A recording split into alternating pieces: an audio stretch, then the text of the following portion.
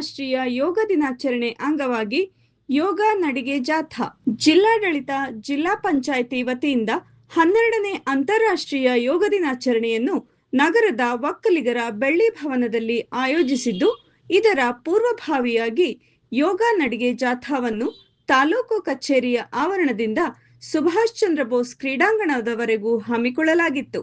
ಯೋಗ ನಡಿಗೆ ಜಾಥಾಕ್ಕೆ ಚಿಕ್ಕಮಗಳೂರು ಶಾಸಕರಾದ ಎಚ್.ಡಿ. ತಮ್ಮಯ್ಯನವರು ಚಾಲನೆ ನೀಡಿದರು.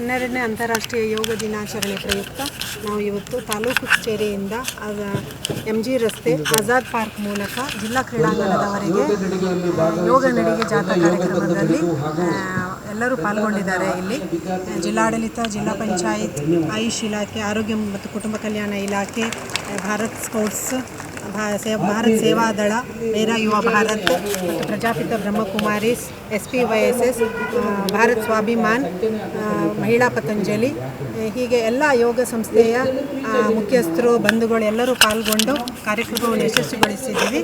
ಪ್ರತಿ ವರ್ಷದಂತೆ ಈ ವರ್ಷವೂ ಕೂಡ 12ನೇ ಅಂತಾರಾಷ್ಟ್ರೀಯ ಯೋಗ ದಿನಾಚರಣೆಯನ್ನು ನಮ್ಮ ಜಿಲ್ಲೆಯಲ್ಲಿ ವಿಶೇಷವಾಗಿ ವಿಜೃಂಭಣೆಯಿಂದ ಆಚರಿಸ್ತಕ್ಕಂತಹ ಒಂದು ಸಿದ್ಧತೆಗಳು ಸುಮಾರು 1 ತಿಂಗಳಿಂದ ನಿರಂತರವಾಗಿ ನಡೀತಾ ಇದೆ. ಎಲ್ಲ ಶಾಲೆಗಳಲ್ಲಿ, ವಿದ್ಯಾರ್ಥಿ ನಿಲಯಗಳಲ್ಲಿ ಹೆಚ್ಚಿನದಾಗಿ ಯೋಗದ ಒಂದು ತರಬೇತಿಯನ್ನು ನೀಡ್ತಾ ಬಂದಿದ್ದೇವೆ. ಹಾಗೆ ಇವತ್ತು ಯೋಗ ನಡಿಗೆ ಕಾರ್ಯಕ್ರಮ ನಮ್ಮ ಭಾರತೀಯ ಮೂಲ ಸಂಸ್ಕೃತಿ ಏನಿದೆ, ಪುರಾತನ ಸಂಸ್ಕೃತಿ, ಅದು ಯೋಗ. ಆ ಯೋಗದ ಜಾಗೃತಿ ಇವತ್ತು ಅನೇಕ ದೇಶಗಳಲ್ಲಿ ಮೂಡಿಸೋದ್ರಲ್ಲಿ ನಮ್ಮ ಪ್ರಧಾನಿಗಳ ಪಾತ್ರ ವಿಶೇಷವಾದಂಥದ್ದು. ಅವರ ಒಂದು ಪರಿಕಲ್ಪನೆ ಮೆಚ್ಚಿಕೊಳ್ಳುವಂಥದ್ದು.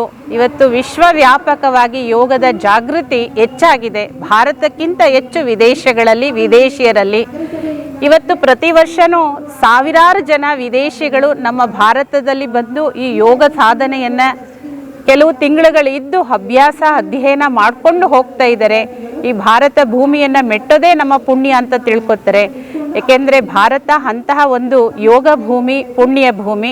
ಜಿಲ್ಲಾಧಿಕಾರಿ ಭಂವರ್ ಸಿಂಗ್ ಮೀನಾ, ಕಾರ್ಯನಿರ್ವಹಣಾಧಿಕಾರಿ ಕೀರ್ತನ, ಆಯುಷ್ ಅಧಿಕಾರಿ ಗೀತಾ, ಬ್ರಹ್ಮಕುಮಾರಿ ಸಂಸ್ಥೆಯ ಭಾಗ್ಯಕ್ಕ, ಅಣುವ್ರತ್ ಸಮಿತಿಯ ಮಂಜು ಬನ್ಸಾಲಿ, ಶಾಲಾ ಕಾಲೇಜಿನ ವಿದ್ಯಾರ್ಥಿಗಳು, ಬ್ರಹ್ಮಕುಮಾರಿ ಕೇಂದ್ರೀಯ ವಿದ್ಯಾಲಯದ ಸದಸ್ಯರು, ಪ್ರಬೋಧಿನಿ ಯೋಗ ಶಿಕ್ಷಣ ಟ್ರಸ್ಟ್ ಸಮಿತಿಯ ಸದಸ್ಯರು ಜಾಥಾದಲ್ಲಿ ಪಾಲ್ಗೊಂಡಿದ್ದರು.